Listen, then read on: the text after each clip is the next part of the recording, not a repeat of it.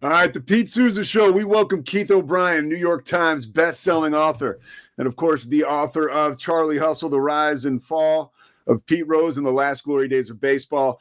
Keith, I'm about to go ahead and run your book back now because it's time. I mean, I listened to the audiobook probably a year and a half ago, and you were so gracious and generous with your time to come on and talk to us. By the way, you joined us last year when we just started the show. We had like 0 subscribers. Now 10,000 subscribers. Awesome. Dudes like you. Yeah, I really appreciate it, Keith. And aside from the stuff I do with ESPN, this show's important to me, and it's really cool to have you involved again. And of course, it's around Pete Rose. My first question for you. You know, in 1989, he's banned, August of 89, by Bart Giamatti, right, in downtown New York. And at the time, Giamatti did not think that would affect his eligibility for the Hall of Fame, correct? Correct. One thing that most baseball fans and frankly most journalists have forgotten is that when Rose was banned in August of 89, there was no rule in place that said that ineligible players could not be voted on. In fact, when Rose agreed to his banishment that day, and he does agree to it, he does so knowing that his name will appear on the ballot 2 years later in 1991. It is only about 10 months before his name would have appeared that the Baseball Hall of Fame changes the rules and effectively moves the goalposts on Pete Rose and establishes this new rule that states that only eligible players could be on the ballot. And so when he is banned on that day, Giamatti knows full well he's going to appear on the ballot. And so why now, 36 years later, 7 months after his death, why now? I've heard there's 3 people I go to for this stuff. It's you, it's Don Van Natta, and I just get a kick out of Mad Dog Russo. And yesterday he was losing his mind, and I'll ask you about that a little bit in a moment or two. But why now? I think there are 3 reasons. First, Rose is gone.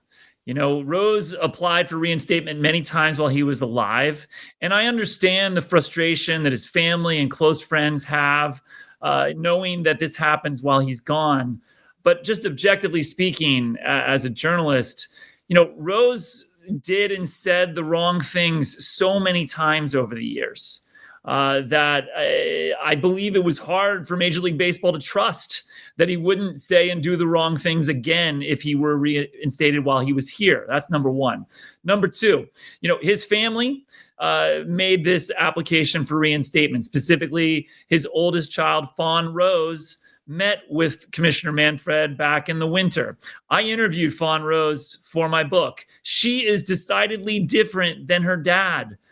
She is incredibly well-spoken, educated, articulate. That conversation with Rob Manfred absolutely went differently than previous conversations Manfred had on this topic. And I do think the last issue is Donald Trump. You know, we're living in a time right now where the president is exerting his will on a lot of things. And he made it known earlier this spring that he essentially wanted a full exoneration of Pete Rose. That is not what Rob Manfred has done here. But I think in some ways, Major League Baseball, Rob Manfred have sort of threaded a very difficult needle. They have, in a great many ways, solved their Pete Rose problem.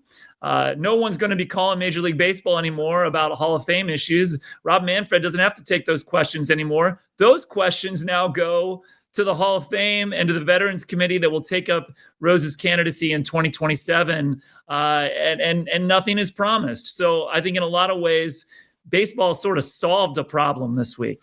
Well, and it sure seems like they have. It's off Rob Manfred's plate. It moves now, like you mentioned, to the Hall of Fame. You know, my question to you is, first of all, the first thing I see as just a sports fan, because I don't even know how I feel about all this with Pete Rose, because he's so complicated, as you illustrate in your book, Charlie Hustle. Folks can get that online anywhere you get your books. But I have to ask the question as to why December of 2027. I think the family, with help from their attorney, is going to appeal that to try to get it sooner. But I mean, that's 2.5 years. Well, the Veterans Committee, which will be taking up Rose's candidacy, is there to essentially clean up historical messes. You know, clean up mistakes that were made when players were on the ballot and failed to earn enough votes for enshrinement.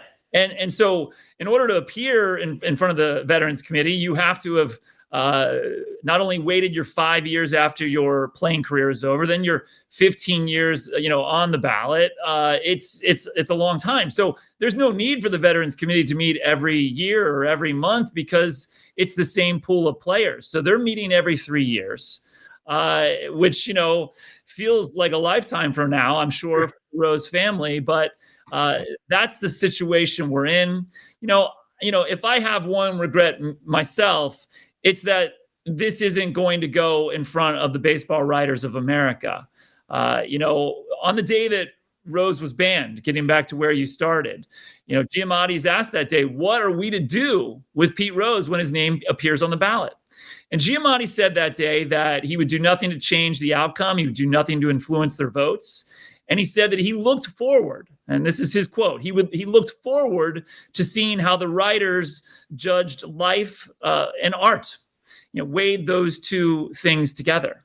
And, of course, that's going to happen now with the Veterans Committee, but it's going to happen behind closed doors, in a smoky back room with, a handful of people. I think it would have been more useful for us as a culture to have this debate out in the open with the baseball writers, airing their arguments in their sports columns and in their podcasts. And if there's one regret I have, is that we're not going to be able to have that robust conversation about how we honor or not honor people. Now, do you feel as though, because now we have, it's a smaller operation now. I think if 12 of the 16 of these Veterans Committee members, and you can correct me if I'm wrong, if they vote him in, he'll get in. But if 5 say no, he will not get in. And they're working around an integrity clause, working with, I should say, an integrity clause, which brings me to okay, so now Barry Bonds isn't getting in anytime soon. I don't believe, some of the steroids guys still are not going to get in. Does Pete not get in after all?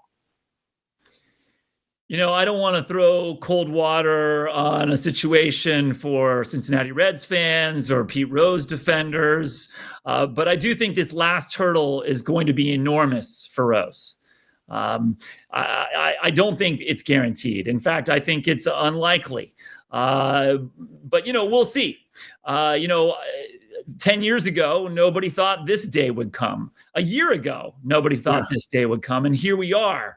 And if I've learned anything over the years, Pete, in my time researching, writing, and living inside this story, it's that you never be surprised about anything that happens in the Pete Rose universe, because strange things happen, odd things happen. And here we are again with another one. I mean, how many athletes are there in the history of American sports who are making headlines like this again and again and again, decades after their playing career is over? And in this case, months after they are gone.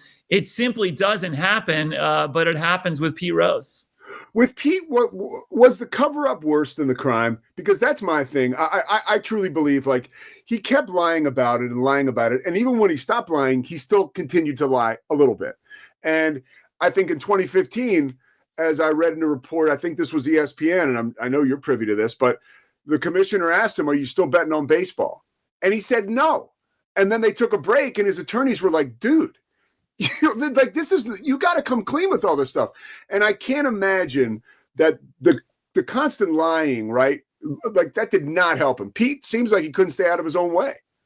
Absolutely not. I totally agree. And it goes all the way back to the beginning, based on the reporting that I did for my book. If Rose is honest at the start, it's a totally different story. And I don't mean to suggest that he wouldn't have been punished, but it wouldn't be the kind of punishment that we would still be wrestling with 36 years later. There is in the beginning a secret meeting in New York. Peter Uberoth, the outgoing commissioner, Bart Giamatti, the incoming commissioner, and Giamatti's right-hand man, the now late Fay Vincent, call Rose to New York to ask him a simple question. They've heard a rumor that Sports Illustrated is investigating a story that Rose is betting on the Reds. Rose is betting on baseball. They ask him point blank, is it true? And at this point in Pete's life, he is, again, based on my reporting, absolutely trapped and a tornado of gambling addiction. And that's what it was. Absolute gambling addiction. He could not stop. And if Rose had been honest that day and looked across that table and told Vincent and Giamatti and Ubrath, I've done it. I can't stop. I need help. They would have found him that help.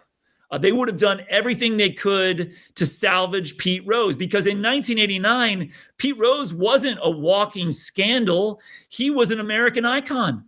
And this scandal that would come was really bad for baseball. It was bad for America, certainly bad for Pete Rose. If they could have helped him, they would have. He doesn't give them that opportunity. He lies that day. He continues to lie that spring, even when he's presented not with rumor anymore, not with questions, but presented with facts. In a 2-day deposition later that spring, John Dowd, the special investigator hired by Giamatti to unravel this case, lays out for Rose everything he knows, everything he's gathered. Bank records, money transfers, gambling records, everything. And that day and the day after, 2 days, Rose lies again and again and again. You know, when I had access to Rose, one of the most important questions that I asked him several times was not something deep, not something long. It was a short question. It was simply, why? And I asked Rose, why did you lie that day to Dowd? You knew that the stuff he was showing you was real. You knew he was right. You knew he had you. And Rose told me that he couldn't tell the truth because at that point, he was fighting, he said.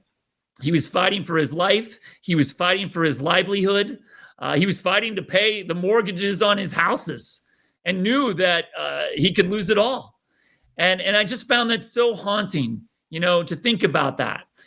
You know, this man who succeeded as a player because of the fury that he played with on the field is going to go down off the field because of that same quality. Yeah, it's such an amazing conundrum. And that's why some of these guys are so great and off the field, you know, like the rest of us, right? They have some baggage here and there. I got 2 more questions for you. One more, you know, to give some context, right? I'm sober 13 and a half years, right? And from alcohol and drugs. So I know what it's like to be addicted. And, you know, the freedom for me came when I was finally like, this is it. Like, I'm done. Like, here's what I've done. You know, you get involved with a program, you kind of work through it that way. And then you're freer than ever. You know, you have this life beyond your wildest dreams. Pete never got there. In your psychology, was he like, because you mentioned it, that tornado of addiction, gambling wise, was he just such a sick guy, like so addicted to gambling that he was never able to get there? Because even for me, that's more understandable. I can't tell you how many people I know that have just never been able to break free from alcohol and drug addiction because the pull is so strong. I think the pull was strong for him. You know, it does continue well after his banishment. You know, we're now playing dime store psychologist here on Pete Rose. But my belief is that he simply couldn't be weak. He couldn't be vulnerable. And again, you know, Pete, you know, when you're trapped in that addiction, the first thing you have to do to find a way out is to be honest with yourself, be honest with others, and admit that you need help. And Rose couldn't do it. You know, he's raised in this, you know, post-war time in America, you know, by a very quintessential post-war American working class dad. You know, a tough father, you know, the kind of man who doesn't say he loves you, the kind of man who demands things. Rose grows up in that house wanting to please this father, you know, cannot be vulnerable, cannot be weak. And I think ultimately that was what doomed him to failure off the field. All right, one more question for you. One of my favorite things, and I get controlled guys like you and Don Van Natta, like who I can go to for the nuts and bolts and the real information on this story. Yesterday, I was listening to Mad Dog Russo, and he's just out of his mind because of, and you've written about this most recently, that piece on MSNBC, kind of like an opinion piece, that, you know, there are a lot of guys with a lot of question marks and baggage and darkness in the Hall of Fame. The one guy is an owner who was like an owner or commissioner or somebody. He's got a nickname, but he was so racist. It's like, it's out of control. And his I forget his name right now, but Mad Dog was talking about him. I mean, can you contextualize that for people who don't know? Like, there are people who were a lot worse than Pete Rose. And it doesn't mean that Pete Rose wasn't bad and wasn't super complicated. But, like, how does Major League Baseball, like, how do they explain that? That you got real dark figures in there, right? Like guys that should be banished forever because they were so racist or, you know, other stuff. But then you have Pete who just had this, who couldn't stop lying and couldn't stop gambling. Yeah. I mean, the Hall of Fame is filled with every miscreant imaginable, you know, flawed people just like us, you know, it's philanderers, liars, gamblers, cheaters, criminals. They're all there. And, you know, I think what's happened here, Pete, is that we have changed as a culture. You know, for 50 years, the first 50 years that the Hall of Fame existed, journalists didn't spill one drop of ink debating a candidate's moral worth when they were considering them for the Hall of Fame. They debated the statistics. They debated what happened on the field. They debated what happened in the games. It really wasn't until the 1980s that we started to wring our hands over questions like, is this person a good person? Was this player nice to reporters? I mean, these were questions that people started to have in the 80s. And I just think it's ridiculous. And I want to be clear, and you know this because you've read my book. I make no excuses for Pete Rose's mistakes. The book doesn't either. In fact, if you want to know the depths of his mistakes, you'll find them all in my book, unlike ever before. But I also reject this premise that we are electing good people to our halls of fame. I think we need to dispatch with that completely. I think we need to dispatch with the hero worship that comes with it. And I think we need to wrestle with the notion that maybe our favorite players and our best players were just really good at playing a little kid's game. Keith O'Brien, man, you're the best. I really appreciate you spending the time with me and, you know, just dropping some wisdom. Nobody knows this topic like you, so it means a lot that you will come on and join me, man. I appreciate it. Oh, my pleasure, Pete. Anytime, man. So happy for your success. All right. Thanks, Keith. Take care, man.